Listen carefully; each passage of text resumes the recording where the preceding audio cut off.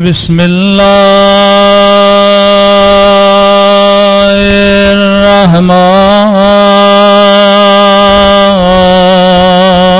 الرحمن الرحيم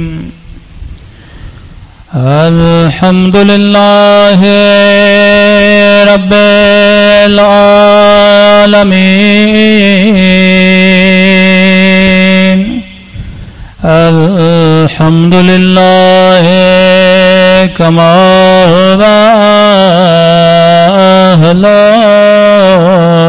أهله الصلاة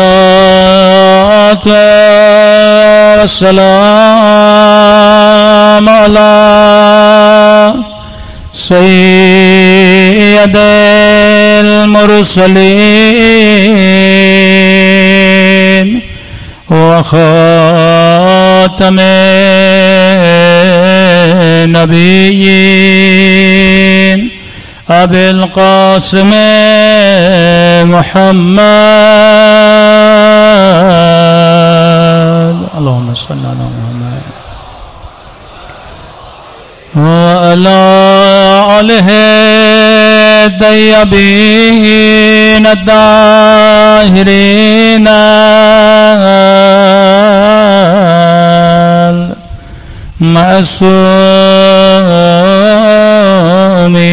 معصومین سب مل کے امام کے ظہور کی دعا اللہم کل ولیک الحجت ابن الحسن صلواتک علیہ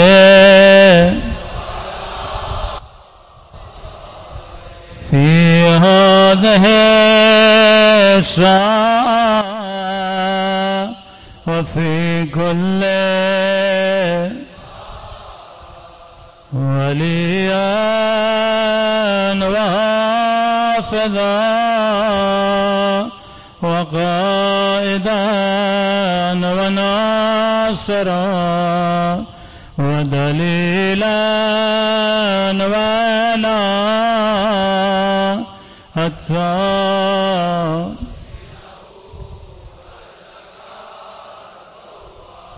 وتمتعه فيها طويلا برحمتك يا ارحم الراحمين صلوات پڑھے محمد و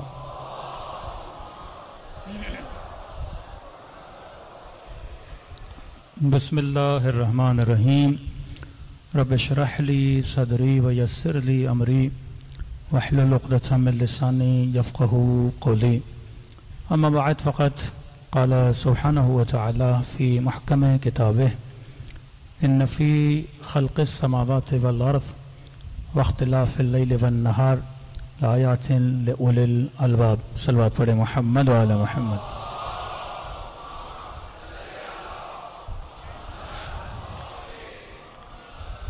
دعا ہے پروردگار عالم ہم سب کی باتوں کو اپنی بارگاہ عالی میں قبول فرمائے اور جس مقصد زندگی کی خاطر ان مجالس میں تشریف لاتے ہیں خدا ان مقاصد میں بھی ہم سب کو کامیابی نصیب فرما دیں آواز ذرا کلیئر کر دیں گونج بہت رہی ہے بار دیگر صلوات پڑھیں محمد وعلی محمد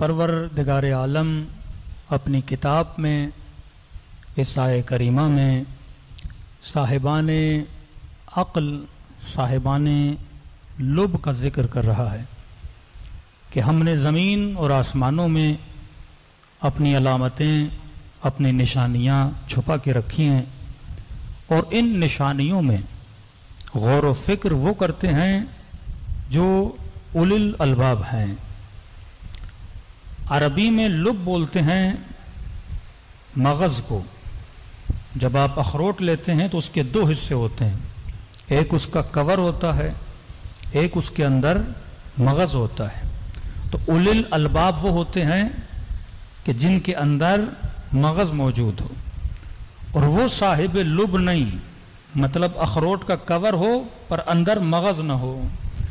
تو خدا کہتا ہے کئی لوگ ایسے ہیں جن کا جسم انسانی کور میں تو ہے پر ان کے اندر مغز نہیں ہے. اگر مغز ہو تو علی کو اپنا مولا مانیں، اگر مغز ہو تو وہ ہدایت لیں. اگر مغز ہو انسان میں تو انسان اللہ کی نشانیوں سے سیکھتا ہے. تبھی کہا یہ مت دیکھو یہ جتنے لوگ چل رہے ہیں یہ صاحبان عقل ہیں. کبھی رسول نے اپنی حدیث میں کہا یہ چلتے پھرتے مردہ ہیں. اصل زندگی یہ نہیں کہ جسم چلے، اصل زندگی یہ ہے کہ بندے کی عقل چلے. اگر عقل کام نہ کرے تو وہ ایک مردہ انسان ہے. کیونکہ ہمارے یہاں زندہ اسے بولا جاتا ہے جس کی باڈی میں حرکت ہو، ایکٹیویٹی ہو. تو اس طرح تو کتنے حیوانات ہیں جن میں ایکٹیویٹی ہے، جسم چل رہے ہیں، گدھے چل رہے ہیں، بلیاں چل رہی ہیں. لیکن اللہ کی نگاہ میں اگر میرا چلنا بھی گدھوں جیسا، بلیوں جیسا اور حیوانوں جیسا ہو پھر میرے اندر اور اس بلی میں کوئی فرق نہیں ہے. انسان تب بنتا ہے جو اپنے مغز سے کیا کرتا ہے؟ کام لیتا ہے. اگر مغز سے کام نہ لے، تبھی فرمایا اللہ کی سب سے بڑی نعمت اگر کسی بندے کے لیے کوئی چیز ہو سکتی ہے وہ کیا ہے؟ عقل ہے. اعمال کا دار و مدار، میزان الہی جس پر اللہ اعمال کو تولے گا وہ اعمال عقل کی بنیاد تولے جائیں گے. خدا کثرت کو نہیں دیکھتا، کوانٹٹی کو نہیں دیکھتا، کوالٹی کو دیکھتا ہے کہ بندے نے جو نماز پڑھی ہے وہ نماز عاقلانہ ہے کہ نہیں، اس نے مجلس امام حسین میں شرکت کی ہے، اس کی شرکت عاقلانہ ہے کہ نہیں ہے. مثال دیتا ہوا چلوں، اب ایک بندہ پوری رات نمازیں پڑھے، پوری رات پروردگار عالم کے لیے احیا کرے، جاگے، اللہ کا راز و نیاز کرے، کیا خدا اسے اجر دے گا؟ کیا اجر کوانٹٹی پہ ہوتا ہے؟ کہتے ہیں کہ بنی اسرائیل کا عابد تھا، دن رات عبادتیں کرتا تھا. ملائکوں نے دیکھا کہ پروردگارا جو بندہ اتنی تیری عبادت کرے ہم دیکھنا چاہتے ہیں تو جنت میں سے کون سا مقام عطا کرے گا. تو پروردگار عالم نے کہا وہ جو جنت کا نچلا ترین مقام ہے، یعنی سمجھو 100 منزلہ کوئی بلڈنگ ہے اور سب سے آخری جو مقام ہے جنت کا وہ میں سے دوں گا. تو ملائک پریشان ہو گئے، پروردگارا اب دن میں ہیں ہی 24 گھنٹے، بندہ اور تیری عبادت کتنی کرے؟ جو اتنی عبادت کرے تو اسے یہ مقام دے رہا ہے. اور جو جنت کے اعلیٰ ترین مقام پر ہوگا کہ فرمایا ہر چیز کا سید ہے، سید الیام، مہینوں کا سید، دنوں کا سید، مردوں کا سید، عورتوں میں سید، محبتوں میں سید، اعمال میں سید. فرمایا رسول اعمال کا سید کون ہے؟ فرمایا اعمال کا سید یعنی سید الاعمال محبت محمد اور آل محمد ہے. سید الایام کون ہے؟ فرمایا سید الایام عید غدیر کا دن ہے. عورتوں کی سید کون ہے؟ سیدۃ نساء العالمین ہے. اسی طرح جنت کے بھی مقامات ہیں، جس طرح آپ دنیا میں دیکھتے ہیں فلاں بندہ کوئی کورنگی میں، کوئی اورنگی میں، کوئی انچولی میں، کوئی ڈی ایچ اے میں، کیٹیگری وائز علاقے تقسیم شدہ ہیں. فرمایا جنت کا جو سید جنت کے مقامات سے وہ مقام الفردوس ہے جو اعلیٰ ترین مقام ہے.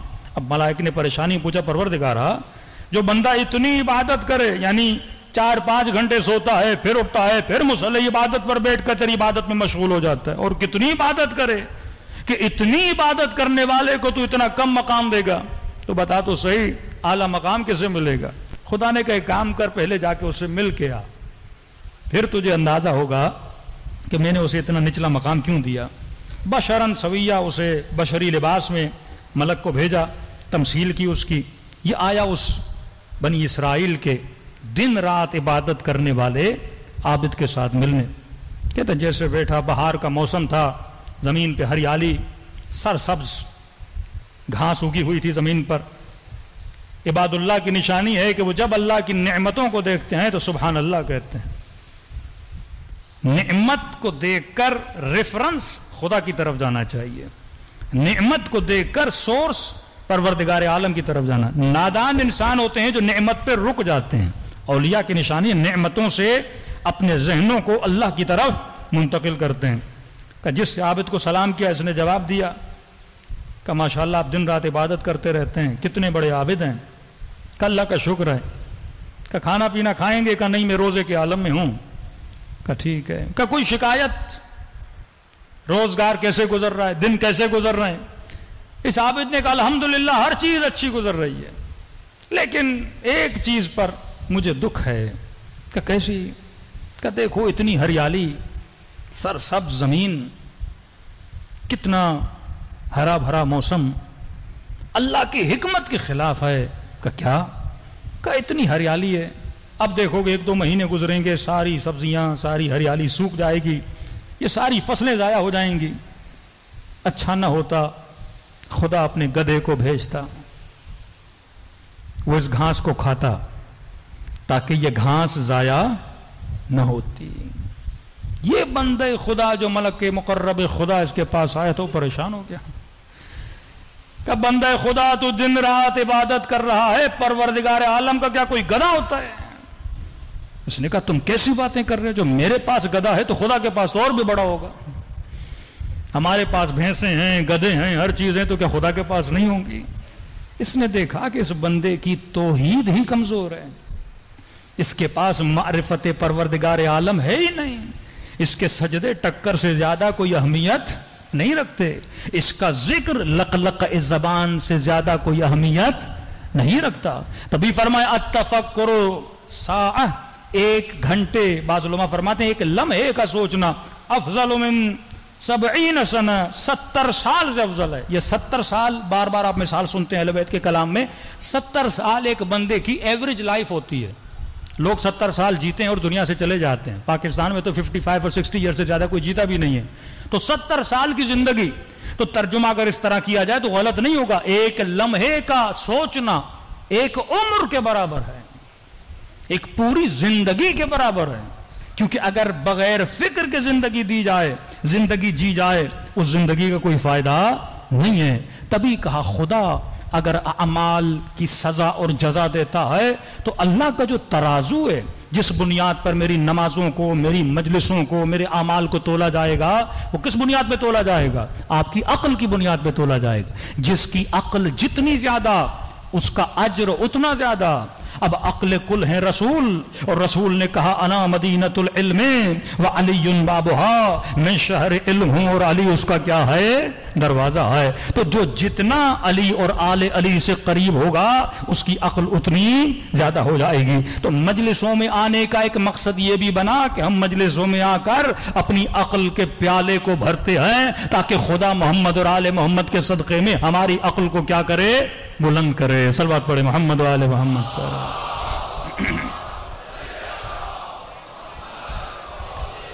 اشرف ترین مخلوق پروردگار عالم کی عقل ہے۔ شیخ صدوق اپنی کتاب میں لکھتے ہیں خدا نے سب سے پہلے جس کو خلق کیا، کس کو خلق کیا؟ عقل کو خلق کیا۔ اکثر لوگوں کو یہ حدیث سمجھ میں نہیں آتی کہ عقل کو خلق کیا، پھر عقل کو کہا میرے قریب آ، عقل قریب آئی، پھر کہا مجھ سے دور چلی جا، پھر دور چلی گئی، پھر کہا دائیں جا، پھر دائیں چلی گئی۔ اس کے بعد خدا نے کہا کہ میں نے اپنی بہترین مخلوق اگر بنائی ہے، عقل بنائی ہے۔ کہ اس کا مطلب کیا؟ میرے قریب آ، قریب آئی، دور جا، دور جا، مطلب عقل اطاعت خدا میں مشغول رہتی ہے۔ خدا کہتا ہے آ تو آتی ہے، خدا کہتا ہے جا تو جاتی ہے، خدا کہے اسماعیل کا گلا کاٹ، ابراہیم کاٹنے جاتے ہیں، خدا کہے نمرود کی آگ میں کود جا تو ابراہیم کود جاتے ہیں۔ یہ رضاً بالرضا کی منزل پہ ہوتے ہیں، اللہ کی مشیت، اللہ کی رضا کو دیکھتے ہوئے اپنی زندگی کو گزارتے ہیں۔ اب کیا ہر مومن کی عقل برابر ہے؟ کیا ہر بندہ جو پیدا ہوتا ہے سب کی سیم عقل ہوتی ہے؟ ایسا نہیں ہے، کسی کی عقل برابر نہیں ہوتی، کسی کی عقل سیم نہیں ہوتی۔ ایک ہی گھر میں ٹوینس بچے پیدا ہوں، جڑوا بچے، ایک ہی باپ کا لقمہ کھائیں، ایک ہی باپ کی زیر نظر تربیت میں رہیں، لیکن جب دونوں بیٹے بڑے ہوتے ہیں، مثلا ایک کنجوس ہوتا ہے، ایک سخی ہوتا ہے، جڑوا بچے ایک گھر میں پلے، ایک لقمہ کھایا، ایک تربیت پائی، ایک ماں کا دودھ پیا، لیکن ایک بڑا کنجوس، ایک بڑا سخی۔ ایک بچہ سفرے کے قریب جائے گا، چیزیں اٹھائے گا اور سب کو تقسیم کرتا ہوا دے گا، دوسرا بچہ مر جاؤ اس کے ہاتھ سے کوئی چیز لے ہی نہیں پاؤ گے، اتنا روئے گا، اتنا روئے گا، آپ کو وہ چیز نہیں دے گا۔ تو پیدائش کے اعتبار سے ہر بندے کی عقل سیم نہیں ہوتی. لیکن ایک مثال دوں، آپ نے دیکھا ہوگا جب ریسنگ ہوتی ہے تو اس میں نمبرز ہوتے ہیں 1 2 3 4 5. وہ جو ریسنگ لائن ہوتی ہے وہ برابر نہیں ہوتی، کچھ آگے کچھ پیچھے. تو کبھی آپ نے سوچا یہ ناانصافی نہیں ہے کہ دوڑتے تو سب ایک ہی سیٹی پر ہیں لیکن کچھ کے نمبر آگے کچھ کے نمبر پیچھے. تو جب ان ریسنگ والوں سے آپ پوچھیں گے کہتے ہیں ہاں اسٹارٹنگ پوائنٹ الگ الگ ہے پر ان کا فاصلہ اینڈنگ پوائنٹ سے برابر ہے، اس میں کوئی فاصلہ نہیں ہے. پیدا ہوتے ہوئے ہم سب کی عقلیں برابر نہیں ہوتی لیکن انسان کی اینڈنگ کس طرح ہونی اس میں ہم سب کیا ہیں؟ برابر ہیں. اس میں پرور ہدایت کے اعتبار سے خدا نے سب کو کیا رکھا ہے؟ برابر رکھا ہے. اب عقل کا کام کیا ہے؟ عقل کا کام یہ ہے وجود انسان کو بیلنس کرے. انشاءاللہ ان 10 دنوں میں اگر فرصت ہوئی، ہم ساری مطالب تو بیان نہیں کر سکتے. میرے چھٹے امام جعفر صادق علیہ الصلوۃ والسلام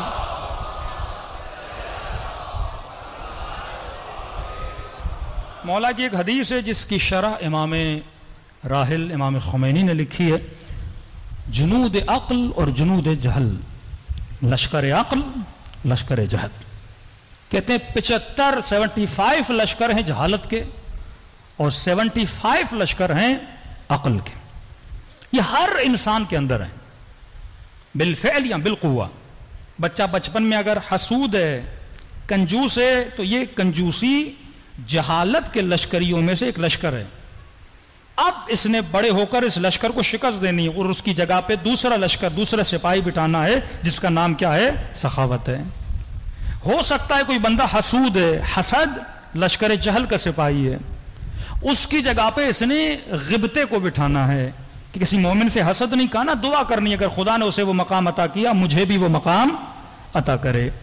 امام نے ایک ایک لشکر کا نام لیا کہ یہ ہر بندے کے وجود میں ہے اور علی والے کو کوشش کرنی چاہیے کہ جہالت کے لشکر کو ختم کرے، عقل کے لشکری کو بٹھائے. اب اگر یہ 75 لشکر ہمارے وجود میں آ گئے تو ہم سلمان بن جائیں گے، ہم ابو ذر بن جائیں گے، ہم میثم تمار بن جائیں گے.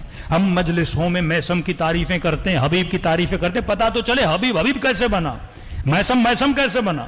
جب تک مجالس پریکٹیکل نہیں ہوں گی، جب تک مجھے راہ و روش کا پتہ نہیں چلے گا، جب تک مجھے زندگی گزارنے کا سلیقہ پتہ نہیں چلے گا، میں اپنی زندگی میں خوش کیسے رہ سکتا ہوں.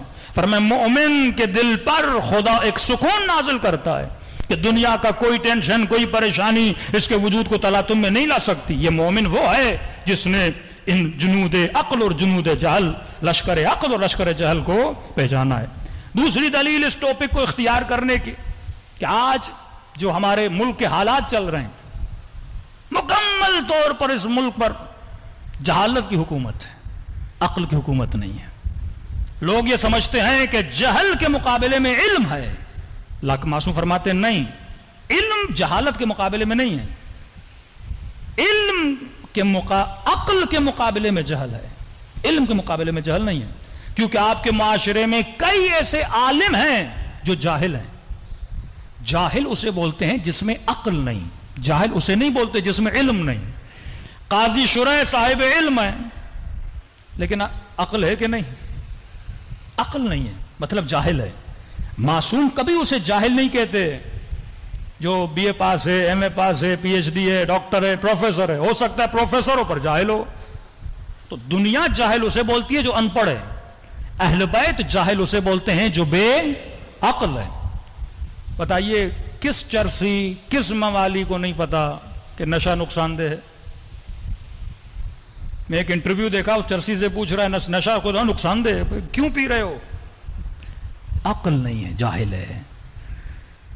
ہر نشے کرنے والے کو پتا ہے کہ نشہ نقصان دہ، میری جان لیوا ہے، دنیا آخرت خسرہ دنیا والآخرت، لیکن نشہ کرتا ہے کیونکہ صاحب عقل نہیں ہے.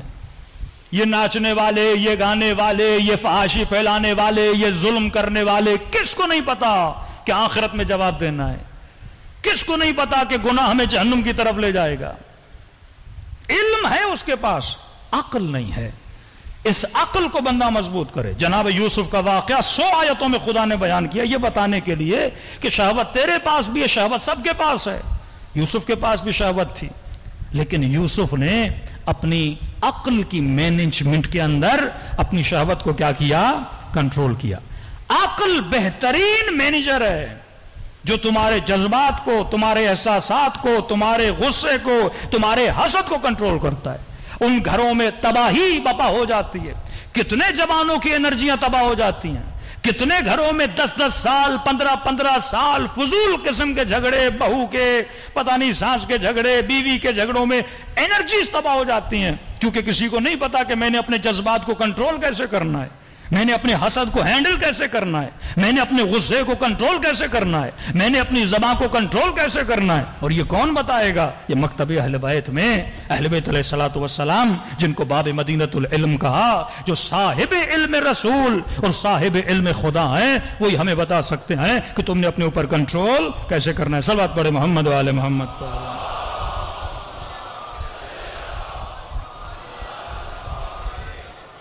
وَأَجِّلْ فَرَجَهُمْ. تو پروردگار عالم کی آج جو بیس ہے، جو مبنا ہے انسان کے اعمال کی سزا اور جزا کی، عقل ہے.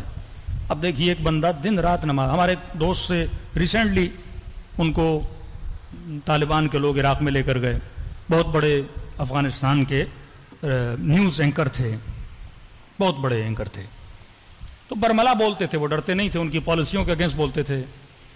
ہم بھی پریشان ہوئے جب ان کو گرفتار کیا، ہمارے کلاس میٹ تھے وہ. تو جب واپس آئے، ابھی ایران میں ان سے ملاقات ہوئی، تو کہتے ہیں جب میں جیل کے اندر تھا تو کہتے ہیں سائیڈ والے روم سے کہتے ہیں مولانا میں نے زندگی میں اتنی قرآن کی خوبصورت آواز نہیں سنی. اتنے لحن کے ساتھ ایک کوئی طالبان کا ہی سپاہی تھا، قرآن پڑھ رہا تھا کہ سن کے آپ بولیں کہ اس سے بڑا کوئی عابد نہیں، اس سے بڑا کوئی زاہد نہیں.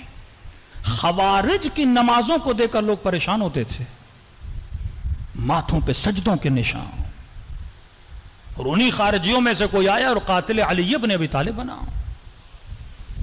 دن رات نمازیں پڑھنے والے، سال میں روزے رکھنے والے.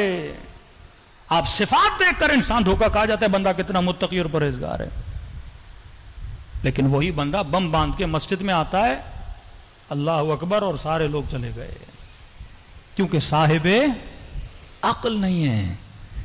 وہ عابد کسی کام کا نہیں جس میں عقل نہ ہو، وہ زاہد کسی کام کا نہیں، وہ عزادار کسی کام کا نہیں جس کے اندر عقل نہ ہو، وہ مسلمان کسی کام کا نہیں.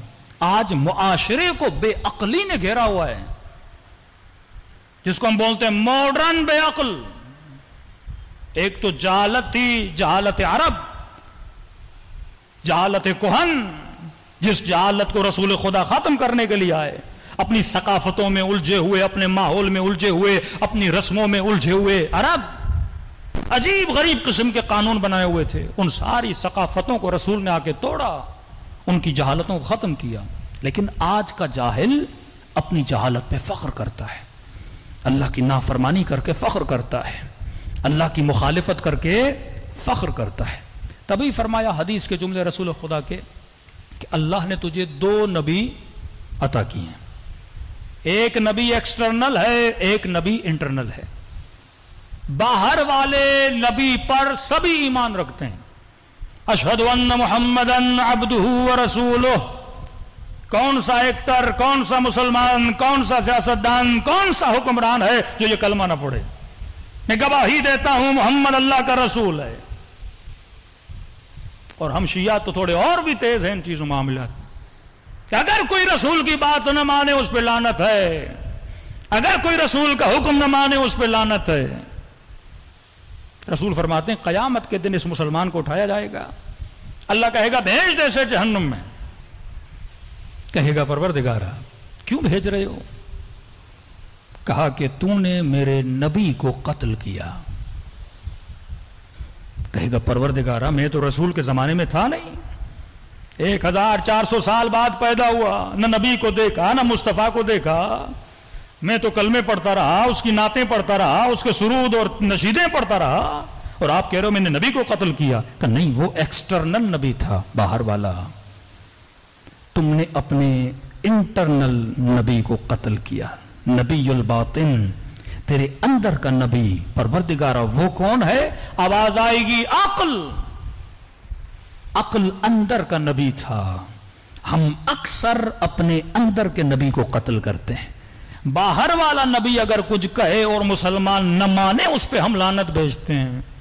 और अंदर वाला नबी अगर हमें हुक्म दे कि ये जो कर रहे हो गलत है, दुनिया और आखिरत का नुकसान है, जन्नत तबाह करोगे, जहन्नुम में जाओगे, इवन अपने बदन को नुकसान दे रहे हो, लेकिन कौन है जो अंदर वाले नबी की बात को माने? तो मासूम फरमाते हैं ऐसे कोई शिया नहीं बनता, ऐसे कोई रसूल का हकीकी सच्चा मुसलमान नहीं बनता। वो बनता है जो अपने जज्बात को अक्ल के अंदर रहते हुए मैनेज करता। अब अक्ल का काम क्या है? आपके अंदर कुछ जज्बात हैं और ये हर इंसान के अंदर है, कॉमन है। हर इंसान के अंदर कुव्वे गज़बिया है, गुस्से की ताकत। हर इंसान के अंदर कुव्वे शहवानिया है, शहवत। कोई इंसान नहीं जो इन चीजों से खाली हो, और अगर खाली है तो ऐब है, नामुकम्मल है। अगर ये चीजें नहीं तो इंसान नहीं है। तीसरी चीज कुव्वे इदराक हर इंसान के अंदर है। अब हर कुव्वे के 3 मरातिब है, मासूम फरमाते हैं। मसलन कुव्वे शहवत, कुव्वे गज़ब, गुस्सा हर इंसान में। गुस्सा अगर सबसे ज्यादा हो जाए तो भी बुरा, गुस्सा बिल्कुल न आए तो भी बुरा। गुस्से को बैलेंस में होना चाहिए, म्यानरो होना चाहिए। अगर बहुत ज्यादा हो जाए गुस्सा तो उसे तहव्वुर बोलते हैं, अगर बिल्कुल ना हो तो उसे जुब्न बोलते हैं, और अगर बीच में आ जाए तो उसे शुजाअत बोलते हैं। बीच है शुजाअत, बैलेंस करना। और ये बैलेंस करना किसका काम है? बैलेंस करना इंसान की अक्ल का काम है। अक्ल इसको क्या करती है? बैलेंस करती है। जुब्न यानी डरपोक, बंदे में गुस्सा है लेकिन डरपोक है, मैदान छोड़ के भाग जाता है। आखिरी मंजिल है तहव्वुर, गज़ब, यानी शुजा नहीं है, शुजाअत से 4 कदम बंदा आगे। यह भी बेवकूफी है, यह भी अक्लमंद का काम नहीं है कि 2 दोस्तों में जिद लग जाए, बोले हम इस पुल से छलांग लगाएंगे, अब जो बहादुर है छलांग लगाए। यह बहादुरी नहीं है, बेवकूफी है। तो छलांग लगाए, पता नहीं मर जाए तो क्या होगा। तो कितने लोग मर जाते हैं। हमेशा जनाब बड़ा बहादुर है, मगरमच्छ के मुंह में अपना सर दे दूंगा। अंग्रेज करते हैं ना ऐसे काम। तो क्या पता हैवान बंदा है, कहीं पर भी मुंह बंद कर ले तो जिंदगी चली गई। ये जवान जो एक्स्ट्रा ऑर्डिनरी बाइक चलाते हैं, गाड़ी की रेसिंग लगाते हैं और समझते हैं हम बहादुर हैं कि सबकी मोटर बाइकें 2 टायरों पे चलती है, मैं 1 पे चलाऊंगा, तुझसे बड़ा कोई बेवकूफ नहीं है। ये दुनिया की सबसे बड़ी ये तहव्वुर है। मासूम फरमाते जो तहव्वुर में मुब्तला है वो साहिब अक्ल नहीं है, बेवकूफ आदमी है। जो अपने आप को नुकसान दे, जो सोचे ना, जो गौर फिक्र न करे मैं जो कर रहा हूं वो नुकसान दे, फ्री में मर जाओगे, खसर दुनिया वाला आखिर कुछ भी नहीं मिलेगा। 4 शेर खड़े हैं, 5 शेर खड़े हैं, बोले बंदा मैं बड़ा बहादुर हूं, आगे जाता हूं और या अली बोल के जाता हूं। ये बेवकूफी है। अमीरुल मोमिनीन ने बोला मेरा नाम लेके शेरों के मुकाबले में चले जाओ। बहादुर हो तो वक्त के यजीद के मुकाबले में जाओ ना। हाँ, बहादुर हो तो वक्त के दुश्मन के मुकाबले में जाओ। ये बहादुरी नहीं है, इल्ला ये कि बंदे को यकीन हो कि मैं उन शेरों पे हावी हो सकता हूं, कैलकुलेशन उसकी 100% हो। अमीरुल मोमिनीन को यकीन है कि शेर अली पे हमला नहीं करता। इमाम जवाद को पता है कि शेर मेरे कदमों में बैठ जाता है। यकीन कामिल हो। लेकिन अगर तुझे पता नहीं, तहव्वुर, आज पूरी दुनिया को तहव्वुर ने घेरा हुआ है। ये जहाजों से छलांगे लगाना, सारे काम करना।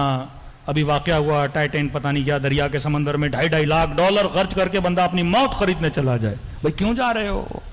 क्योंकि माल था, पैसा था, डिग्रियां थी, पर अली वाली अक्ल नहीं थी।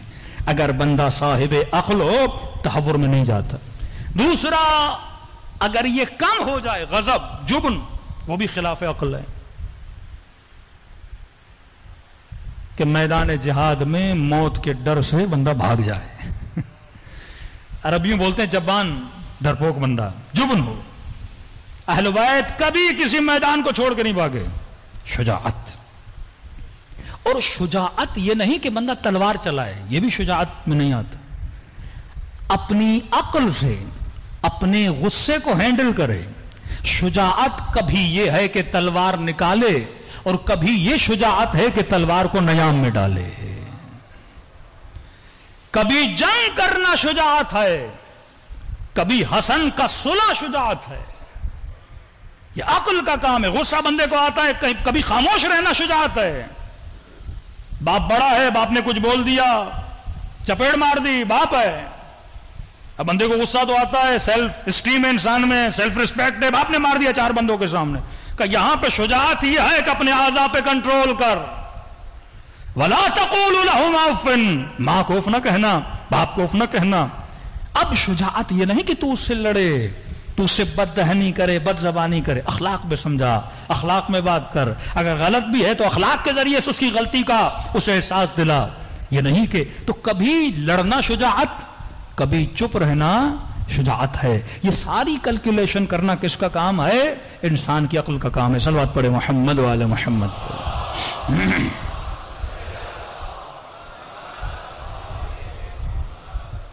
دوسرا ہے شہوت. قوہ شہوت کو بھی اگر کسی نے کنٹرول کرنا ہے تو کس نے کرنا ہے؟ عقل نے کرنا ہے. آج دنیا پہ شہوت کا غلبہ ہے. اپنا ماحول دیکھیے پاکستان کا. فلموں میں شہوت، ڈراموں میں شہوت، سیاست میں غصہ، انتقام کی بو. انسان پہ اتنا غصہ آ جائے کہ وہ کنٹرول نہ کر پائے کہ میں کیا کر رہا ہوں، ملک کہاں جا رہا ہے، قوم کہاں جا رہی ہے. ہم واقعاً ان بچوں کو کیا سکھا رہے ہیں کہ ایک بندے کو زیر کرنے کے لیے غلیظ ترین ویڈیوز، غلیظ ترین آڈیوز نکالی جائیں. واقعاً یہ قوم جب سنے گی، میں ویوز دیکھتا ہوں more than 2 million, 2.5 million, 3 million بچے ان گندی گندی چیزوں کو دیکھتے ہیں. کیا اثر پڑتا ہے ان لوگوں پر؟ معصوم فرماتے برائی دیکھی بھی ہے، برائی کو پھیلاؤ نہیں، برائی پہ پردہ ڈالو. قوم کو بے حیا نہ بناؤ، قوم کے اندر حیا پیدا کرو. پہلے میں سوچتا تھا کہ ملک کا جو سینسر بورڈ ہے وہ کمزور ہے، ڈراموں میں بے حیائی ہوتی ہے، کنٹرول نہیں ہے ان کا. ہر دوسرے ڈرامے میں شادی شدہ عورت کا دوسرے کے ساتھ عشق ہوتا ہے. ہر ڈرامے میں آج کل یہ دکھایا جا رہا ہے.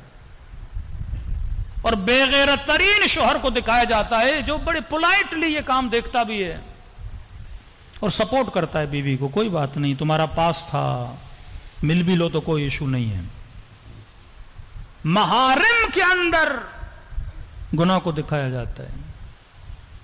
تو یہ لمحہ فکریہ ہے کہ سینسر بورڈ کو ہم کنٹرول نہیں کر سکتے. ڈرامے والے ڈائریکٹرز پیسے دے کے، ان کو رشوت دے کے اپنے ڈرامے. سینسر بورڈ کیوں بنتا ہے؟ تاکہ کسی بھی ڈرامے میں بے حیائی نہ ہو.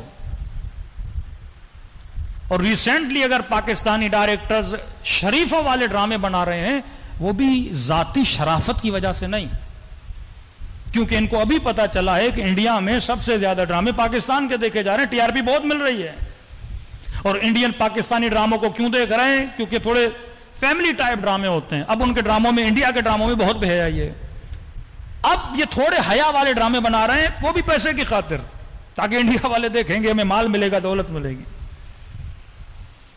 دیکھیے، جب ہم سیاست میں آتے ہیں، جب ہمارے پاس اتنا پاور اور کنٹرول ہے، ہم کسی سیاسی پارٹی کو، کسی سیاسی بندے کو بین کر دیتے ہیں چینلز پہ، تو یہی پاور ڈراموں میں کیوں نہیں یوز ہوتا؟ یہی پاور فلموں میں کیوں نہیں یوز ہوتا؟ یہی پاور آئٹم سانگز میں کیوں نہیں یوز ہوتا؟ کہ قوم کے اندر بے حیائی، پاکستان کے قانون کی مخالفت کی جا رہی ہے. سینسر بورڈ بنا اس لیے تھا کہ اس ملک میں فلمیں بنیں گی، ڈرامے بنیں گی، وہ گناہ نہیں ہے، لیکن اس کے اندر فحاشی نہیں ہوگی. تو جب انسان کا ارادہ ہو تو انسان کرتا ہے. جب اپنی نسلوں کی پرواہ ہو کہ واقعاً ہم کون سا زہر اپنی قوم کو دے رہے ہیں، جب انسان کو پیاس لگتی ہے، قوہ شہوت ہر انسان میں ہے، مولوی غیر مولوی کی بات نہیں، ہر انسان میں شہوت ہے. اب میں نے شہوت کو پورا کہاں پہ کرنا ہے؟ یہ عقل حکم دیتا ہے. آپ کو پیاس لگی ہے، پانی پینا ہے، اب پانی صاف شفاف گلاس سے پینا ہے یا میں نالی کا پانی پینا ہے؟ یہ عقل حکم کرے گا کہ پانی پی، لیکن پاک و پاکیزہ پانی پی، پانی پی، شفاف پانی پی۔ یہ مقتدر حلقوں کا کام ہوتا ہے کہ قوموں کو وہ روٹس دیں۔ اگر معاشرے میں جوانوں میں شہوت کی بھوک ہے، وہ آلات، وہ ٹولز، وہ اسباب بناؤ، وہ نوکریاں، وہ جابز، وہ سہولتیں پیدا کرو کہ جوان جلدی سے شادی کر سکے۔ معاشرہ ایسے حسینی نہیں بنتا، معاشرہ ایسے علوی نہیں بنتا اگر جوان کے اندر کسی چیز کی بھوک ہے، آپ اس بھوک کو پورا نہیں کرو گے کہ مولانا پتہ نہیں میرے بچے کو کیا ہے، دن رات اس نے سکون تباہ کیا ہوا ہے، کبھی ادھر دوڑتا ہے کبھی ادھر دوڑتا ہے، گھر والوں کا سکون، فلیٹ میں رہتے ہیں، نیچے جو ہیں ان کا سکون تباہ کیا ہوا ہے۔ تو بندے خدا غضب نکالنے کے طریقے ہوتے ہیں، کسی بچے میں غضب زیادہ ہے، کسی میں کم ہے، اب عقل اس کو ہینڈل کرے گا۔ کیوں معصوم نے کہا تیر اندازی کرو، سوئمنگ کرو، گھوڑے سواری کرو، وہ ورزشیں، وہ اسپورٹس معصوم نے بتائی جس سے انسان کا غضب کیا ہو جائے، خالی ہو جائے۔ جب یہ بچہ اپنا غضب نہیں نکالے گا، جب یہ وہ اسپورٹ نہیں کرے، یہ کس کی؟ اسٹیٹ کی ذمہ داریاں ہوتی ہیں۔ ہر سوسائٹی کے سامنے ایک پارک ہونا چاہیے، ہر سوسائٹی میں سوئمنگ پول ہونا چاہیے، صحیح قسم کی ورزشیں مردوں اور عورتوں کے لیے ہونی چاہیے، جس طرح ویسٹرن ورلڈ میں، جس طرح سلجھے ہوئے ملکوں میں یہ سہولتیں ہوتی ہیں۔ اب پاکستانی بچہ غصہ کہاں نکالے؟ پارک وہ جاتا نہیں، سہولت نہیں ہے، جان کا خطرہ، کوئی بچے کو باہر بھیجتا نہیں، اب وہ سارا غصہ کہاں نکالے گا؟ گھر میں نکالے گا۔ باپ جاب سے تھکا ہوا آیا، بچے کو غصہ نہیں نکالنے دے رہا، اوپر سے اپنا غصہ بچے پہ اتار رہا ہے، تو یہ کیسی نسل تربیت پائے گی؟ یہ نسل واقعاً کیسی بنے گی؟ جو نسل غصے سے بھری ہوئی ہے، جس کی فکر غصے سے بھری ہوئی ہے۔ تبھی معصومین نے، اگر آپ نے اپنے بچوں کو تربیت دینی ہے تو یہی معصومین کے فرامین کہ اپنے بچوں کو صحیح تربیت دو۔ جب تک ان کو ہینڈل کرنا نہیں آئے گا، واقعاً کبھی جوان میں غصہ ہوتا ہے، اس نے غصہ کہاں نکالنا ہے، تو اپنی زندگی کے کچھ آورز اسپورٹ کے لیے بندہ مخصوص کر دے، جہاں کہ اس کی باڈی کے اندر جو غصے کے سیل ہیں اس کی باڈی سے کیا ہو جائیں، باہر نکل جائیں۔ صلوات پڑھیں محمد و آل محمد پر۔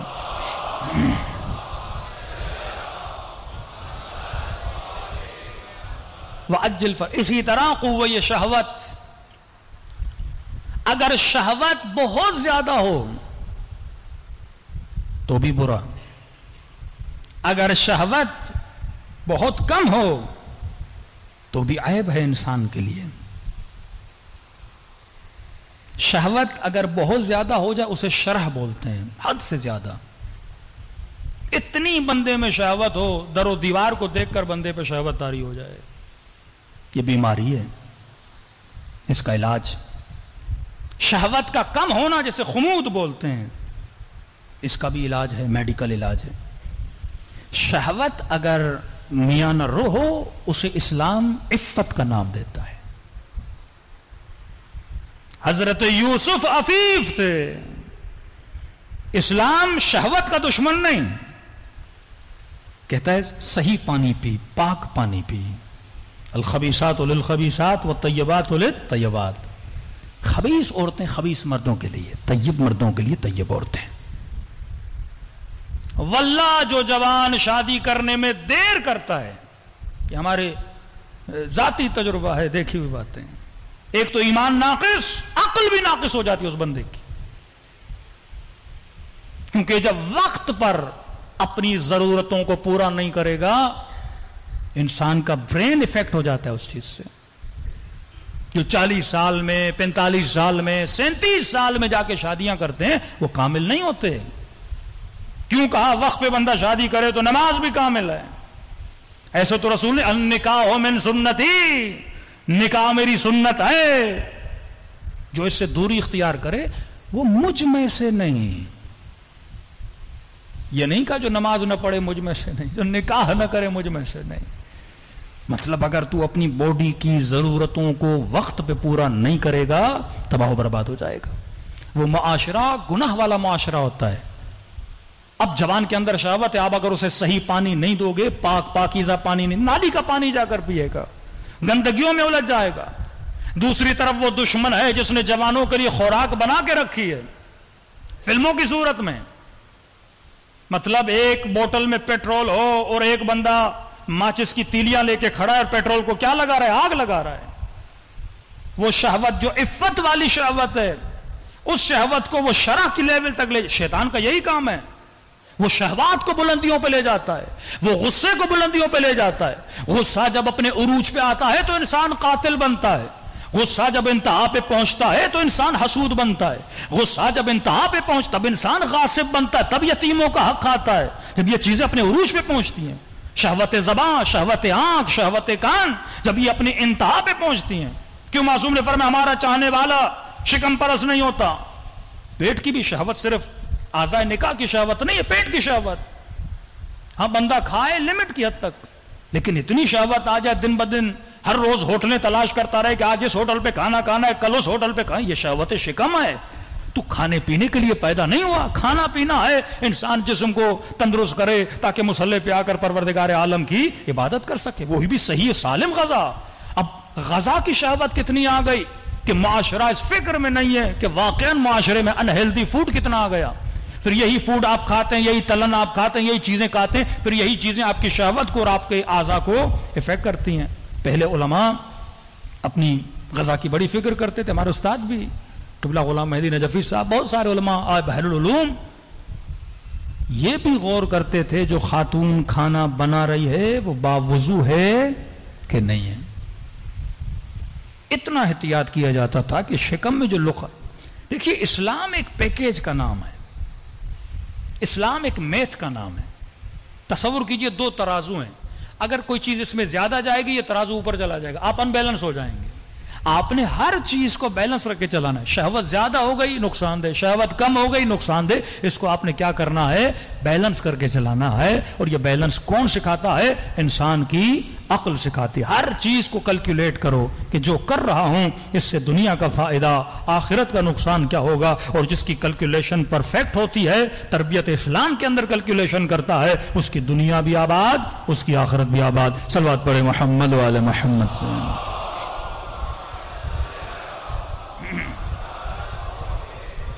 میں جلدی سے ذکر کرتا جا رہا ہوں کیونکہ پھر ہر ایک موضوع کی تفصیل میں ہم انشاءاللہ نیکسٹ مجالس میں آئیں گے. تیسری طاقت قوہ ادراک. یہ بہت ہی طاقتور ترین قوہ ہے جو اللہ نے انسان کو دیا. قوہ ادراک یعنی فکر کی طاقت. قوہ ادراک یعنی وہم کی طاقت. اگر یہ قوہ ادراک حد سے زیادہ آگے نکل جائے تو بھی نقصان، اس کو جربزہ بولتے ہیں. کم ہو جائے اسے حمق بولتے ہیں، حماقت. الذین یتفکرون فی خلق السماوات والارض. لیکن اگر یہ فکر میاں نرو رہے، مثال دے کے سمجھاؤں گا. پہلے جو ویسٹرن ورلڈ ہے، کرسچنز ہیں، وہ یا افراط میں رہے ہیں ہمیشہ یا تفریط میں رہے. بہت 18ویں صدی میں آپ چلے جائیں تو کہتے تھے کیونکہ حضرت عیسیٰ نے شادی نہیں کی لہٰذا ہم شادی نہیں کریں گے. مطلب شہوت کا کمپلیٹلی انکار. جب آپ اللہ کی میتھامیٹک کے حساب سے نہیں چلو گے نا تو معاشرے میں تباہی پیدا ہو جاتی ہے. یہ کیوں LGBT، مرد کا مرد سے نکاح، عورت کا عورت سے، یہ کیوں ان چیزیں ان کے معاشرے میں زیادہ جنم لے رہی ہیں؟ کیونکہ جب شہوت کا انکار کیا تو ان کے کلیسا میں، ان کے چرچز میں جتنے ان کے پادری تھے وہ ہم جنس بن گئے. لواط کے کیسز ان کے زیادہ آنے لگے. جو بچے وہاں پڑھتے تھے ان کے ساتھ بدکاری کے کیسز سینکڑوں کی تعداد میں رپورٹ ہوئے. کیوں؟ کیونکہ انہوں نے ایک فطری چیز کو روکا، اسٹاپ کیا، خلاف عقل. یہی کام بدھسٹ نے کیا، بودا کے ماننے والوں نے. شادی نہیں کرنی. شادی کا جب انکار کیا، آج سب سے زیادہ بے دین معاشرہ جو دین کو لائق نہیں کرتا، سیکولر بن چکے ہیں، وہ کرسچن سوسائٹی ہے. کیوں؟ فطرت کا انکار کیا نا. فطرت کا انکار کرو گے تو لوگ دین گریز بنتے ہیں، دین سے بھاگ جاتے ہیں. ایک تو شہوت کا انکار، دوسرا انہوں نے غضب کا انکار کیا، غصے کا. پہلے وہ کہتے تھے اگر کوئی وہ گاندھی والی پالیسی، کوئی ایک تھپڑ مارے اگلا گال آگے کر دو. یہی پالیسی بدھسٹ کی ہے، مارنا نہیں، خون نہیں بہانا، چاہے قتل ہو جاؤ مر جاؤ، اپنے دفاع کے لیے تلوار نہیں اٹھانی۔ غضب کا بھی یوز ختم کر دیا انہوں نے۔ تیسرا تھا ادراک، فکر۔ بڑے بڑے فلسفر، بڑے بڑے سائنسدان ان میں بنے۔ گیلیلیو مشہور ہے، اس نے کہا زمین سورج کے گرد گھومتی ہے، کہ خبردار اگر یہ بولا ہے تیرا سر قلم کر دیا جائے گا۔ اور کئی سیاستدان انہوں نے کیا کیے، قتل بھی کر دیے، بڑے بڑے چپ ہو گئے۔ ایک وقت ان کا وہ گزرا، شہوت کا انکار، غضب کا انکار، ادراک کا انکار، فکر کا انکار، سوچنے نہیں دیتے تھے۔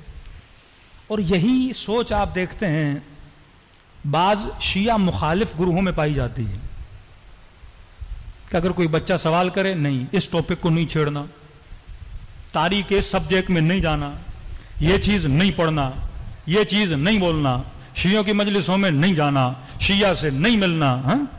یعنی روکنا روکنا روکنا، اور جتنا روکتے ہیں فطرت انسان ہے اتنا آگے بڑھتا ہے۔ یہی پاکستان کا حال دیکھیے، وہ جتنا ایک بندے کو دبا رہے ہیں بندہ اتنا ابھرتا جا رہا ہے۔ اگر آپ اپنے حال پہ چھوڑ دو ساری چیزیں کیا ہو جائیں، صحیح ہو جائیں۔ فطرت انسان ہے۔ آپ ایک بچے کو بولو گے نا بیٹا بڑا خطرناک جگہ وہاں جانا نہیں، وہ تجسس پیدا ہوگا، وہ بار بار اسی چیز کی طرف آگے۔ فطرت انسان ہے، آپ روکو گے انسان رکنے کا نام نہیں لیتا۔ پہلے اسلام کہتا تھا آگے آؤ، مسیح آگے نہیں آتے تھے۔ اب اتنے آگے نکل گئے ہم کہتے ہیں پیچھے آؤ، کوئی پیچھے نہیں آتا۔ شہوت انتہا، غضب انتہا، ادراک انتہا پر۔ کوئی بھی فلم اٹھا لیں آپ ہالی ووڈ کی، شہوت سے بھری ہوئی، اور یعنی ننگا پن، فحاشی عروج پر، شہوت عروج پر، اور ان غلاظتوں تک جا کر پہنچے ہیں جہاں تک انسان تصور بھی نہیں کر سکتا۔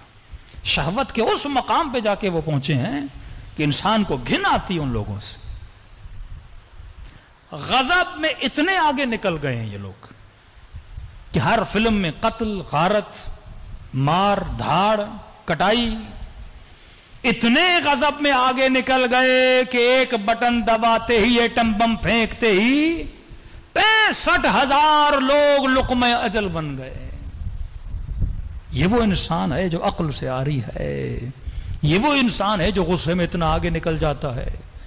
آج تک کوئی شیر بھی دیکھا ہے وہ اس طرح چیرے پھاڑے؟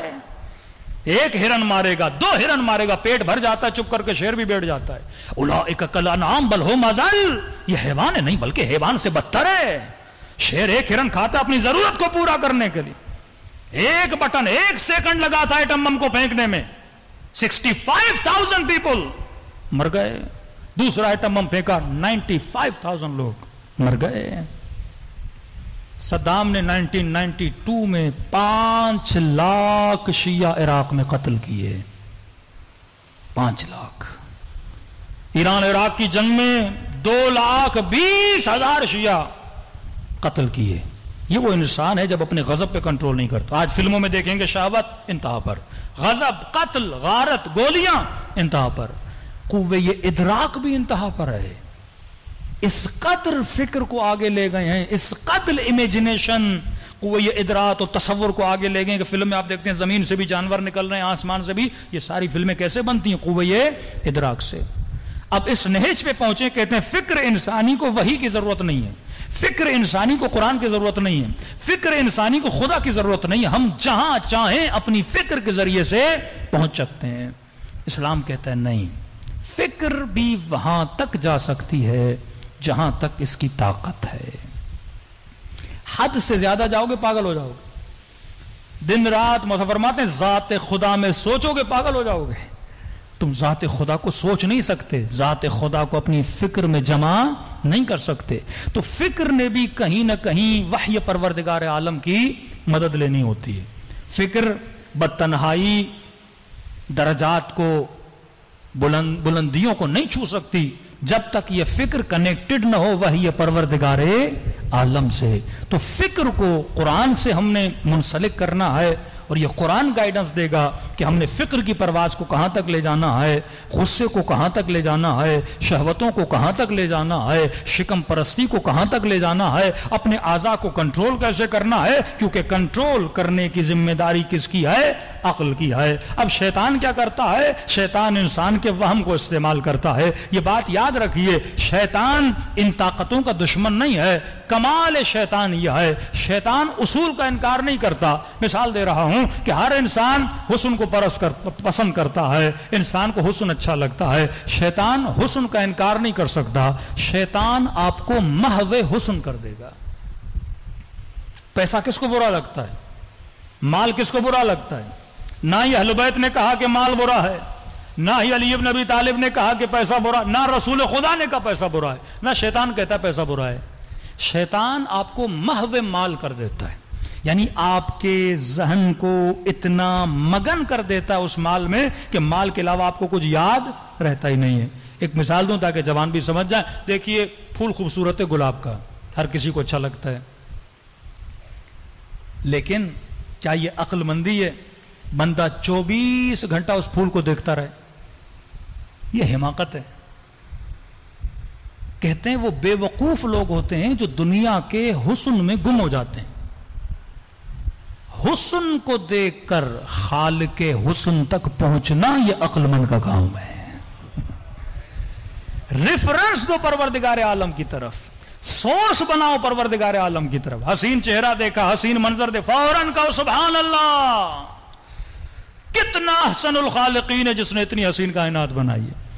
لیکن لوگ مچھلیوں میں گم ہو جاتے ہیں، پھولوں میں گم ہو جاتے ہیں، منظروں میں گم ہو جاتے ہیں، لوگوں کے چہروں میں گم ہو جاتے ہیں۔ بھائی دیکھتے دیکھتے دیکھتے کتنا دیکھو گے؟ بالآخر تو میک اپ اتر جائے گا، حسن ختم ہو جائے گا، بالآخر تو جوانی ڈھل جائے گی، بڑھاپا آ جائے گا۔ تو عقل مند کیا ہے؟ اس حسن سے اللہ کے حسن تک پہنچتا ہے، طاقت میں محو نہیں ہوتا۔ پرویز مشرف بولتے تھے نا کہ یہ وردی میری چمڑی ہے۔ کہ وردی کوئی چمڑی ہوتی ہے؟ نہانے جاؤ گے تو اتارو گے نا، بالآخر تو اتر جائے گی۔ لیکن اتنا قدرت میں بندہ محو ہو جائے کہ بولے بس یہ طاقت مجھ سے کبھی جانی نہیں ہے، یہ حکومت تو ہمیشہ میرے پاس رہے، یہ تخت تو ہمیشہ میرے، کوئی چیز دائمی نہیں ہے۔ وَيَبْقَى وَجْهُ رَبِّكَ ذُو الْجَلَالِ وَالْإِكْرَامِ۔ آیت اللہ العظمیٰ بہجت، اللہ ان کے درجات کو بلند کرے۔ ایک پیارا جملہ فرماتے تھے تعلم اتنا اہم نہیں ہے۔ آپ مجلسوں میں آتے ہیں نا تعلیم کے لیے، تعلم کے لیے چیزیں سیکھتے ہیں، نماز واجب ہے، روزہ واجب ہے، خوش اخلاقی، ہاں یہ ساری چیزیں۔ کہتے ہیں تعلیم تو بہت لوگوں کو ہے، عمل نہیں ہے لوگوں میں۔ عمل کے لیے تذکر بہت ضروری ہے۔ کہتے ہیں خود کو تذکر دیا کر، خود کو بار بار بار بار بار بار۔ خدا نہ خواستہ جھوٹ بولا ہے، خود کو بار بار بولا کر، اے بندے خدا تو نے اتنا بڑا گناہ کر دیا، تو نے اللہ کے دربار میں جھوٹ بولا، تو نے اتنا بول تاکہ تیرے وجود کو اس کی کیا ہو جائے؟ عادت ہو جائے۔ کبھی کبھی دل کچھ کہتا ہے، عقل کچھ کہتا ہے۔ امام خمینی فرماتے ہیں جب یہ دو چیزیں تیرے پاس آئے نا، دل ہے کوئی خواہش اظہار کرتا ہے کہ میں کروں، عقل حکم کہتا ہے نہ کرو۔ یہ امیر المومنین کا بھی قول ہے، فرماتے ہیں فوراً عقل کی سنا کرو، دل کی نہ سنا کرو۔ اور جب تم ریپیٹڈلی عقل کی سنو گے تو دل بھی تابع عقل بن جائے گا۔ یہ سکون کی سب سے بڑی کنجی ہے۔ لوگ بے سکون کیوں رہتے ہیں؟ کیونکہ ہمیشہ دل اور عقل میں جنگ چھڑی رہتی ہے۔ دل کچھ کہتا ہے، عقل کچھ کہتی ہے۔ اکثر کئی نوجوان آتے ہیں، مولانا کوئی لڑکی پسند آ گئی ہے، دل کرتا ہے شادی کروں، عقل کہتا ہے نہ کرو، خاندان اچھا نہیں ہے، ہاں اور بہت سارے مسائل ہیں، والدین راضی نہیں ہیں۔ اب جب دل اور عقل کی جنگ ہوتی ہے نا تو بندہ بے سکون ہو جاتا ہے، نہ یہاں کا رہتا ہے نہ وہاں کا رہتا ہے۔ امیر المومنین فرماتے ہیں فوراً عقل کی مان، پھر آہستہ آہستہ یہ دل تیرے عقل کے کنٹرول میں آ جائے گا، اور دل جب عقل کے کنٹرول میں آیا تو بندے کی زندگی میں کیا آ جاتا ہے؟ سکون آ جاتا ہے۔ کیلکولیشن کر اپنے عقل کے، اگر سکون چاہتے ہو زندگی میں تو کس کی سنو؟ عقل کی سنو۔ اور عقل کون سا؟ جو تابع وحی پروردگار عالم ہو۔ کبھی کبھی عقل تابع وہم بن جاتا ہے، کبھی کبھی عقل تابع شہوت بن جاتا ہے، مطلب حاکم عقل کو ہونا ہے، عقل نیچے آتا ہے، شہوت اوپر آ جاتی ہے، اب شہوت عقل سے کام لیتی ہے اور عقل غلام شہوت بن جاتا ہے. جس طرح کربلا میں ابن سعد کی عقل تابع غضب تھی، شمر کی عقل تابع شہوت تھی، قاضی شرح کی عقل تابع مال تھی، جو مال کہہ رہا تھا اسی کے مطابق وہ اپنے عقل کو چلا رہا تھا. مثال دے رہا ہوں آپ کو، بچہ ہے، بچے میں عقل نہیں ہے. آپ کئی اوقات مہمانوں کے یہاں کھانا کھانے جاتے ہیں، سفرے پہ بیٹھتے ہیں تو بعض اوقات پیٹ بھرا نہیں ہوتا، لیکن تکلف میں آ کے سارے لوگ کھانا کھا لیتے ہیں تو بندہ بھی اپنے ہاتھ پیچھے کر لیتا ہے. لیکن بچے میں تمیز نہیں ہوتی، اس کا جب تک پیٹ نہیں بھرے پلیٹ نہیں چھوڑتا، کیونکہ اس کی شہوت کو عقل مینج کر ہی نہیں رہا، جو آرڈر آ رہا ہے کرے جا رہا ہے. دوسری مثال، آپ کسی مٹھائی کے دکان سے گزرے، میٹھا آپ کو بہت اچھا لگتا ہے، مٹھائی پہ نگاہ پڑی تو دل کرے گا کہ مٹھائی کھاؤں، عقل کہے گی بھائی چوری نہ کرو، اسلام میں حرام ہے. اب بندہ بے دین بھی ہو نا، کوئی انگریز بھی ہو تو وہ چلو اللہ کے ڈر سے نہیں، پولیس کے ڈر سے نہیں اٹھائے گا، بھائی مٹھائی کسی کی اٹھا لوں گا یا لوگ ماریں گے یا پولیس پکڑ کے چلی جائے گی. تو یہ جو کنٹرول ہے اسے کیا بولتے ہیں؟ عقل بولتے ہیں. ویسٹرن سوسائٹی نے جتنے قوانین بنائے، قانون بھی عقل کی دوسری صورت ہے، اس پہ میں کل آؤں گا. انہوں نے قانون کو اپنا کلچر بنا دیا. وہ معاشرہ قانون مند معاشرہ ہے کیونکہ ہم بولتے ہیں عقل مند معاشرہ ہے، کیونکہ عقل بھی کہتا ہے کرو نہ کرو، یہاں رکو یہاں آگے بڑھو. آپ سگنل پہ جاتے ہیں، ریڈ سگنل آیا، کہتا ہے رکو. یہ عقل جس طرح آرڈر دیتا ہے، قانون آپ کو آرڈر دیتا ہے رکو، کیونکہ رکنے سے نظم بنے گا، ضبط بنے گا. گرین سگنل ہوا چلو، دوسری گاڑیاں رک گئی، ایکسیڈنٹ سے بچانے کے لیے اس کو مینج کرتا ہے اور وہ آپ کی باڈی کو مینج کرتا ہے. لہذا انہوں نے اپنی نسلوں میں قانون کو کلچر بنا دیا، تبھی وہ سیولائزڈ ہوئے، تبھی وہ عاقلانہ معاشرے بنے. دیندار معاشرہ نہیں ہے، عقل مند معاشرہ ہے. ہم جو مسلم معاشرہ تھے جس کو دیندار بننا تھا، اللہ نے کہا یہ کرو یہ نہ کرو، ہمیں رکنا تھا، ہم رکے نہیں. اور اس سے بھی بدتر، کم از کم انہوں نے عقل الہی پہ عمل نہیں کیا، عقل مدنی پہ تو عمل کیا نا، جو قانون بنائے اس پہ تو عمل کرتے ہیں. اور ہم پاکستانی دنیا کی وہ واحد قوم ہیں جو بہترین قانون بناتے ہیں، اور اس کو ان قوانین کو توڑنے میں بھی ہم بڑے آگے آگے رہتے ہیں. یہ بے عقلوں کا ملک ہے، یہ بے وقوفوں کا ملک ہے کہ خود قانون بناتے ہیں، قانون توڑتے ہیں. کسی مومن نے کہا کہ مولانا جب سگنل توڑنا ہو تو ہمیں جرت زیادہ تب ملتی ہے جب ساتھ میں کوئی پولیس والا ہو. مطلب قانون کا بندہ ساتھ ہو تو ہم قانون توڑتے ہیں. ہم وہ قوم ہیں، اپنے ہاتھوں سے قانون بناتے ہیں، اپنے ہاتھوں سے قانون. ان قوموں کو کبھی ترقی نہیں ملتی، نہ اس عقل کی سن رہے ہیں، نہ وہ قانون جو ہم نے اپنے ہاتھوں سے بنائے ہیں ان قانون کو فالو کر رہے ہیں، تو قومیں کبھی ترقی نہیں کرتی. مسلم ممالک میں یہ چیز مشہور ہے، جس دیوار پہ لکھا ہوتا ہے نا یہاں کچرا پھینکنا منع ہے، وہیں کچرا ہوتا ہے. یہاں پیشاب کرنا منع ہے، وہیں بندہ بیٹھ کے پیشاب کرتا ہے. یہ وہ سوسائٹی ہے جو عقل سے عاری ہو چکی ہے. یہ وہ سوسائٹی ہے جس نے اپنی زندگی کو نظم اور ضبط نہیں دیا عقل سے. اور مولا علی نے صحیح کہا، الناس علی دین ملوکہم، لوگ اپنے حکمرانوں کے دین پہ ہوتے ہیں.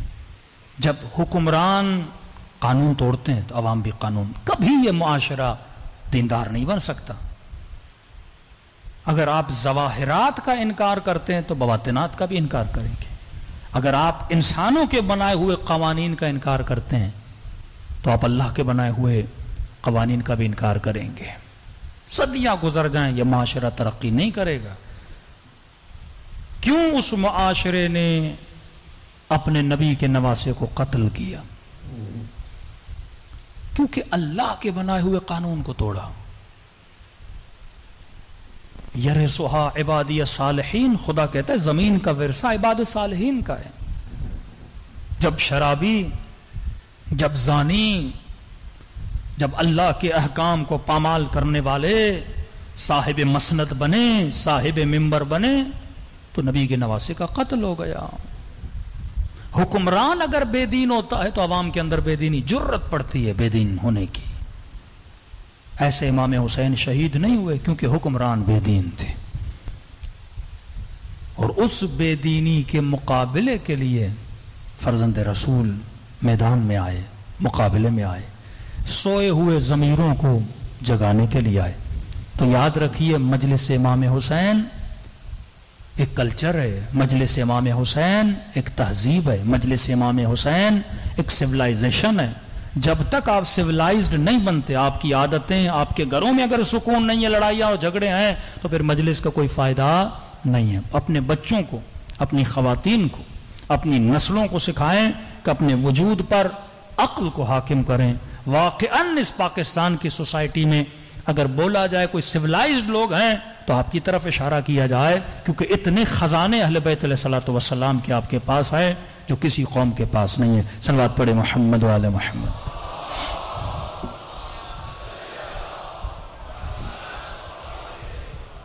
وَأَجِّلْ فَرْجَهُمْ، شہادت ابی عبداللہ الحسین فرماتے ہیں یہ رزق پروردگار عالم ہے۔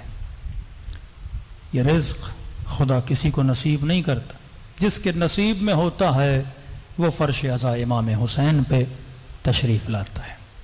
اور خوش نصیب ہیں، آج پہلی محرم بھی ہے اور شب جمعہ بھی ہے، مطلب شب مخصوص زیارت امام حسین ہے۔ ہر شب جمعہ مستحب ہے امام حسین کی زیارت کی تلاوت کی جائے۔ اور شہادت ذکر امام حسین امام کی شہادت سے پہلے رسول خدا نے کیا، جو اہل سنت کی کتابوں میں موجود ہے۔ ملتا جناب سیدہ امام حسین ابھی پیدا ہوئے تھے، گہوارے میں تھے، رسول خدا کی خدمت میں لے کر آتی ہیں۔ رسول کی نگاہ جیسے امام حسین پہ پڑتی ہے تو زار و قطار رونے لگتے ہیں۔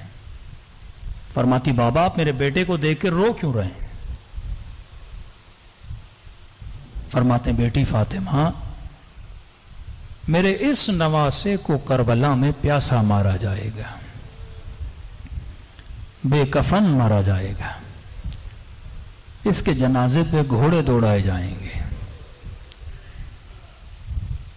3 دن ان کے لاشیں خاک کربلا پہ پڑے رہیں گے۔ اس وقت بیٹی سوال کرتی ہے بابا کوئی ہوگا جو میرے بیٹے کی عزاداری کرے؟ کوئی ہوگا جو میرے بیٹے کا ماتم کرے؟ فرماتی ہیں جی میری بیٹی، خدا ایک قوم بنائے گا۔ کتنے خوش نصیب ہو، رسول نے اس زمانے میں تجھے یاد کیا، جن کے جوان میرے حسین کے اکبر پہ گریا کریں گے، جن کے بوڑھے حسین اور کربلا کے بوڑھوں پہ گریا کریں گے، جن کی عورتیں کربلا کی عورتوں پہ گریا کریں گی۔ تب جناب سیدہ نے کہا کہ بابا میں بھی تب تک جنت میں نہیں جاؤں گی جب تک ان عزاداروں کی شفاعت کا بندوبست نہ کروں۔ میرے چھٹے امام فرماتے آئے مومن، ذاکر نے بھی مسائب پڑھے نہیں پڑھنا چاہتا، تو ابھی رویا نہیں رونا چاہتا ہے۔ فرمایا تیری آنکھوں سے آنسو ابھی آئے نہیں، ٹپکنا چاہتے ہیں۔ فرمایا تم سب کے سروں کے پیچھے میری دادی زہرا کھڑی ہو جاتی ہے،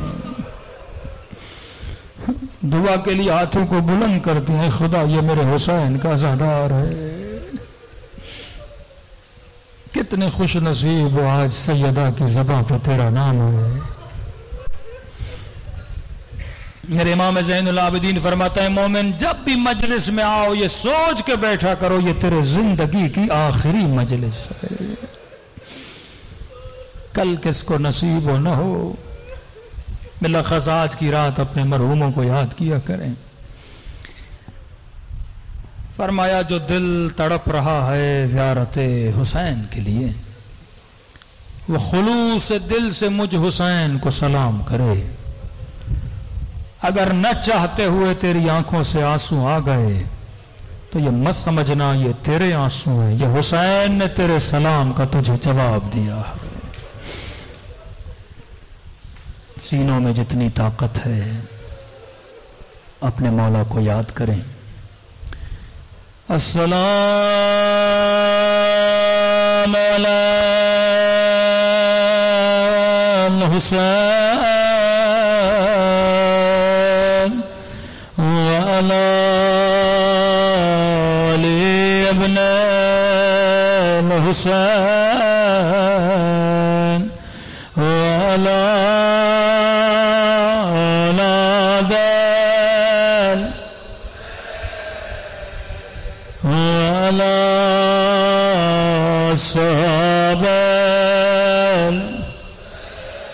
بلند آواز سے السلام علی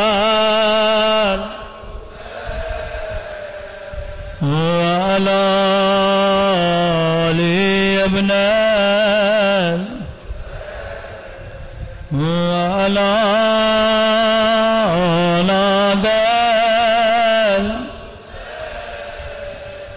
وعلی صحابہ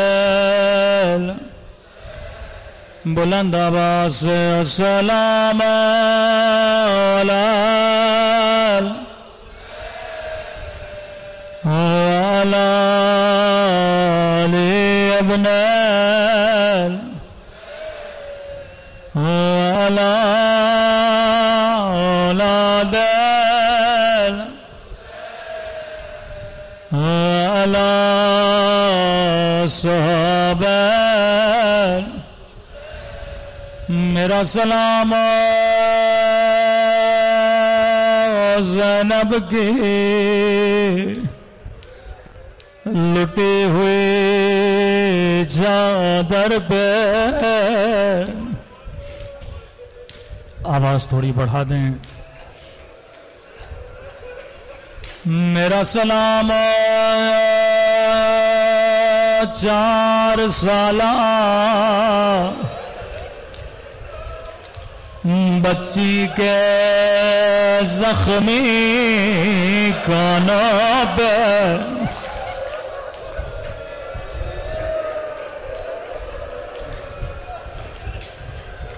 میرا سلام زخمی رخساروں پہ،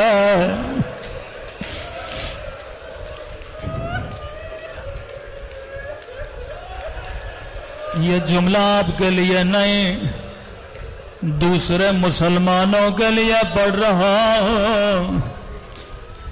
رسول خدا کی حدیث ہے، مسلمانوں کبھی حیوان کو بھی منہ پہ نہ مارا کرو،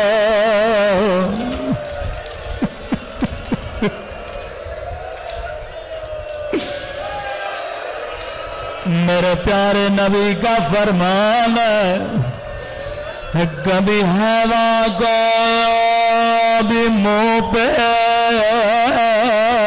نہ مارا کرو۔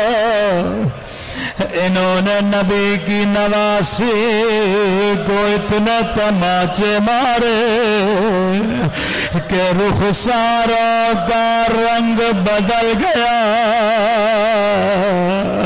رو رو کے کہتی تھی میرے غریب بابا، او میرے پردیسی بابا، میرا رخسار چھوٹا تھا لیکن شمر کا ہاتھ بڑا تھا۔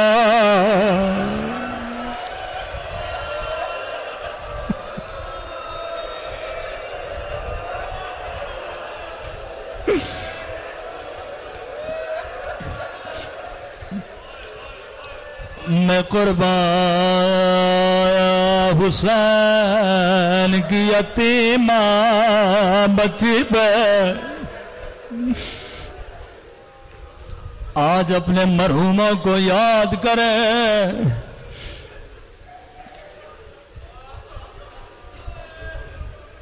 نوجوان مولانا آج دنیا سے چلے گئے. میں اس مصیبت کا ثواب مولانا کی روح کو روانہ کرنا چاہتا ہوں. فرمایا اے مومن جب جب پانی پیو میری سکینہ کو یاد کیا کرو.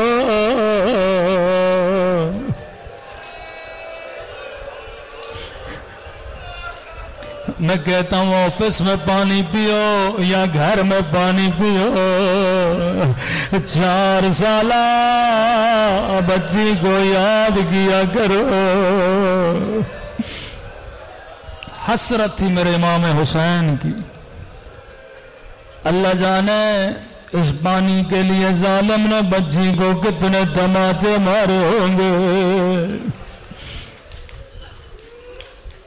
کا ایک ایک گھونٹ کے لیے ہماری سکینہ کو تماچے مارے گئے. روایت بڑی سخت ہے لیکن شب جمعہ ہے. میں اپنے مولا کو سکینہ کا واسطہ دینا چاہتا ہوں. امام زمانہ فرماتے مومن جب جب میرے ظہور کی دعا کرو خدا کو سکینہ کا واسطہ دیا کرو. اللہ یہ واسطہ کبھی رد نہیں کرتا. عزیز علی ان تری الخلق ولا تری. مولا میرے لیے بڑا مشکل ہے. میری آنکھیں سب کو دیکھ رہی ہیں لیکن آپ کے چہرے سے محروم ہے. ایسا واسطہ جو خدا کبھی رد نہ کرے. روایت کے جملے ہیں کسی نے میرے چوتھے امام سے کہا مولا شمر کی کیا کوئی اپنی بچی نہیں تھی جو صاحب اولاد ہو جس کے پاس بیٹیوں کا اولاد ہو وہ کبھی بچیوں کو تماچے نہیں مارتا. امام نے فرمایا صاحب اولاد تھا. کہ مولا پھر سکینہ سے دشمنی کیسے؟ امام نے کہا دشمنی سکینہ سے نہیں تھے. اگر کوئی تمہیں تکلیف دینا چاہے زیادہ دینا چاہے تجھے نہیں مارے گا. تیرے سامنے تیرے بچے کو مارے گا. کہا دشمنی زینب سے تھے جب زینب کا کلیجہ جلانا تھا یہ سکینہ کو تماچے مارتا تھا.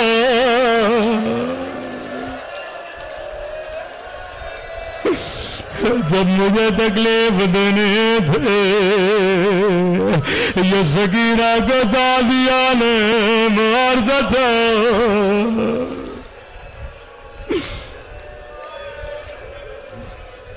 خود میرے مولا فرماتے ہیں ایک ایک گھونٹ کے لیے میری بہن کو اذیتیں دے گئے. راوی کہتا ہے قافلہ حلب پہنچا دشمنوں کے 40 گھوڑے سوار آگے آگے قیدی بیبیاں پیچھے پیچھے. شدید دھوپ کا عالم تھا. ظالموں نے سواریوں کو روکا. میرے مولا فرماتے ہیں شمر لائی نے مجھے خشک درخت کے نیچے بٹھایا.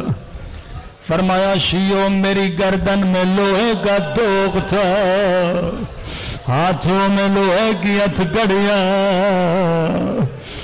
فرمایا گردن میں زخم تھے دھوپ لوہے پہ پڑتی تھی لوہا گرم ہوتا تھا. راوی نے کہا مولا پھر کون بچاتا تھا؟ رو کے کہنے لگے میری 4 سالہ سکینہ.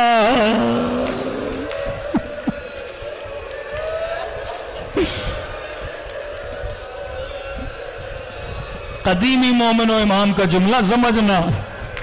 فرمایا میری 4 سالہ سکینہ. راوی کو سمجھ میں نہیں آیا کہ مولا یہ بچی کیسے بچاتے تھے کہ سکینہ دھوپ کے سامنے کھڑی ہو جاتی تھی، اپنے ننھے بدن سے سایہ بناتی تھی.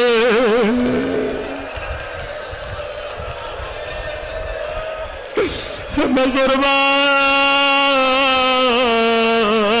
ننھی سکینہ پہ.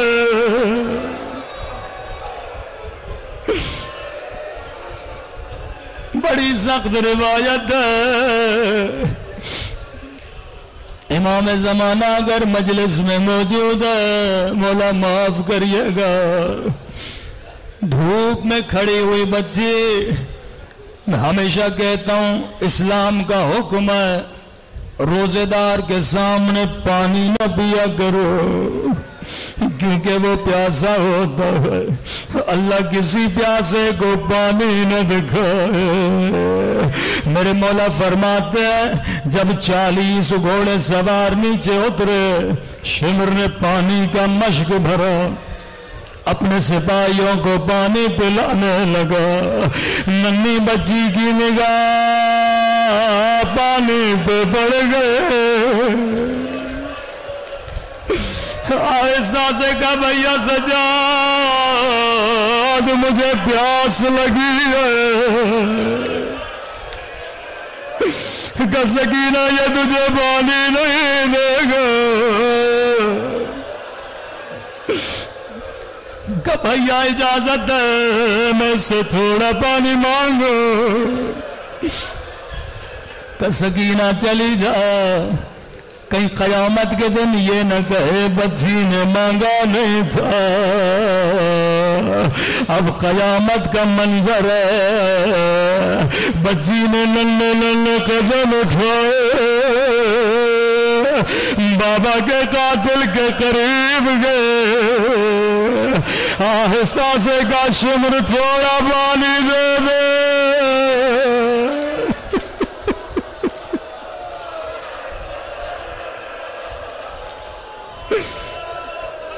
مجھے خدا کی قسم اگر کہتا سکینہ پانی نہیں دوں گا بچی دوبارہ نہ مانگ دے، لیکن راوی کہتا لعین نے کوئی جواب نہیں دیا، اپنے سپاہیوں کو پانی پلاتا رہا. 40 سپاہی، ایک کو پانی پلایا، دوسرے کو پانی پلایا، تیسرے کو پانی پلایا. حسین کی بچی اس کے پیچھے پیچھے، شاید اس کے بعد مجھے پانی دے گا، شاید اس کے بعد پانی دے گا. راوی کہتا بچی چل چل کے تھک گئے، زمین پہ بیٹھ گئے، کہنے لگی سب کو پلا دے، بعد میں مجھے تھوڑا پانی دینا.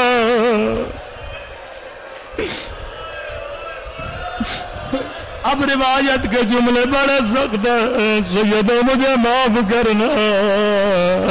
راوی کہتا ہے لعین نے 40 سپاہیوں کو پانی پلایا، اب مشک لے کے بچی کے قریب آیا. بچی نے بڑی امیدوں سے اپنے ننھے ہاتھوں سے چلو بنایا، مجھے تھوڑا پانی دے. سنیں گے لعین نے کیا کیا، سارا پانی زمین پہ پھینک دیا. سکینہ نے خود کو پانی پہ گرا.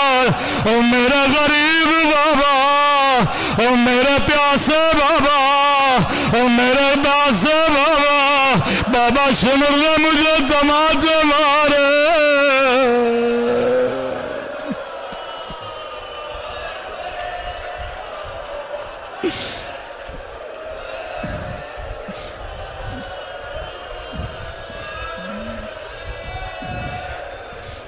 او میرے غریب الوطن بابا،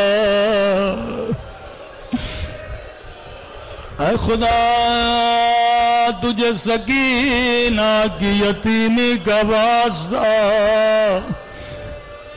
ہمارے مولا اور آقا امام زمانہ کا ظہور فرما، ان گنہگار آنکھوں کو امام کی زیارت نصیب فرما، ہمارے مرحومین کے درجات کو بلند فرما، جو زیارت کربلا کے متمنی ہیں انہیں حسین کی زیارت نصیب فرما، ہم سب کے صغیرہ کبیرہ گناہ معاف فرما، ہمارے والدین کے گناہ معاف فرما، اے خدا مومنین کے جان مال عزت و ناموس کی حفاظت فرما، جو مانگا نہیں مانگا اپنے خزانے قدرت سے نصیب فرما، اے خدا ہم سب کو قبر و قیامت میں مولا حسین کی شفاعت نصیب فرما۔